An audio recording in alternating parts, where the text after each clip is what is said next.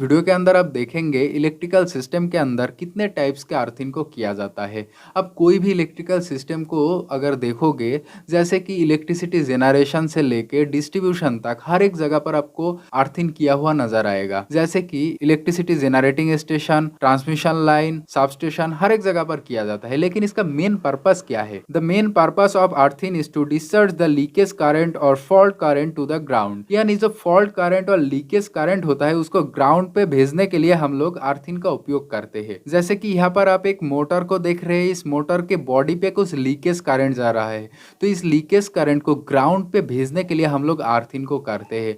अगर इस अर्थिंग नहीं करेंगे तो इस मोटर के अंदर कुछ दिक्कतें आ सकता है, कोई भी इंसान इसको छू के शॉक लग सकता है, इलेक्ट्रिक शॉक। इसलिए इस अर्थिंग को किया जाता है, बहुत ही इंपॉर्टेंट होता है। तो अर्थिंग का जो 5 टाइप्स होता है उसका फर्स्ट टाइप पाइप अर्थिंग के बारे में हम बात करते हैं।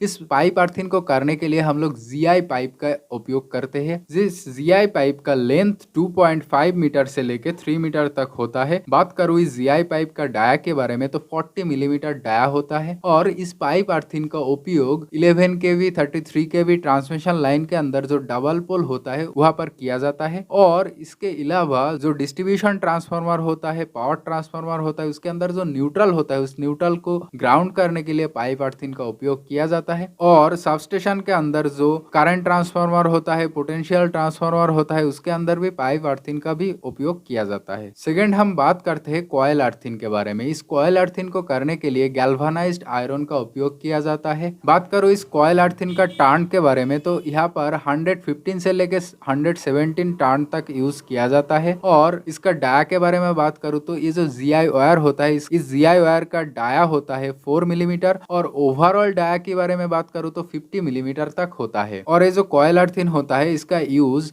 इलेक्ट्रिक पोल के अंदर किया जाता है, जैसे कि 33 केवी, 66 केवी इस टाइप का जो पोल होता है, इलेक्ट्रिक पोल, उसको अर्थ करने के लिए इस कॉइल अर्थिंग का उपयोग किया जाता है। थर्ड हम बात करते हैं केमिकल अर्थिंग के बारे में। ये केमिकल अर्थिंग बहुत ही अच्छा होता है और इस केमिकल अर्थिंग को करने के लिए हम लोग केमिकल अर्थ इलेक्ट्रोड का उपयोग करते हैं।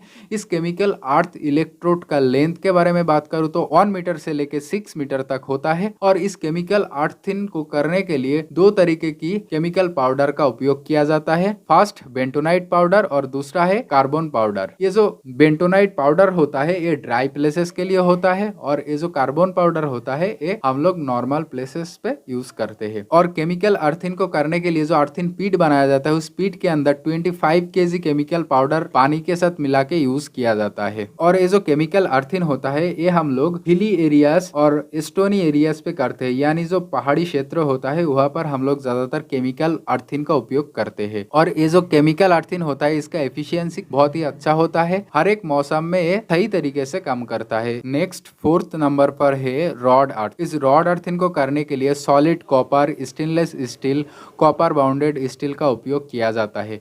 बात करूं इस रॉड अर्थिंग का लेंथ के बारे में तो 1 मीटर से लेके 1.5 मीटर तक इसका लेंथ होता है। और ये जो रॉड अर्थिंग होता है ये ग्राउंड से 2.5 मीटर जमीन के अंदर इसको गाड़ दिया जाता है। और इस रॉड अर्थिंग को हम लोग सैंडी सॉइल एरिया, जहां पर थोड़ा सैंडी एरिया होता है वहां पर ज्यादातर उपयोग किया जाता है। नेक्स्ट 5th नंबर पर है प्लेट अर्थिंग। ये प्लेट अर्थ सबसे अच्छा होता है। इस प्लेट अर्थिंग को करने के लिए एक जीआई पाइप के साथ एक प्लेट को एंड में जोड़ दिया जाता है।